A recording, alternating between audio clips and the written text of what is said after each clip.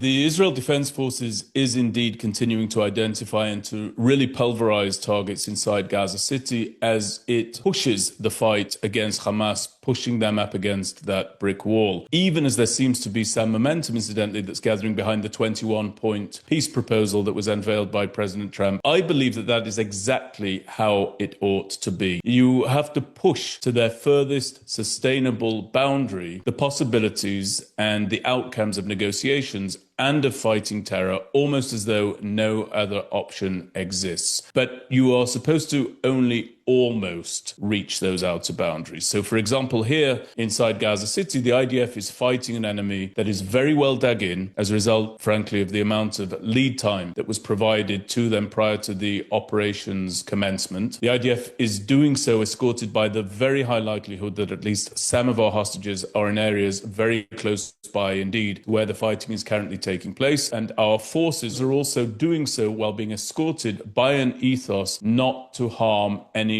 of the hostages at all. And to make matters even more complicated, our soldiers are fighting an enemy under whose charge it may well be to decide whether or not our hostages live. And so the IDF, as a consequence of all of that, is proceeding with very high intensity. It is a hot kinetic war at this time. Israel's activities inside Gaza have resulted in the mooted peace plan being welcomed by even some of the most strident opponents of previous deals from among the hostage family members. The heavy, targeted and appropriate military campaign led by the IDF at this time represents the achievement of that, demonstrating to terror organizations that the seizing of our people, the Israeli people, simply is not in their interest.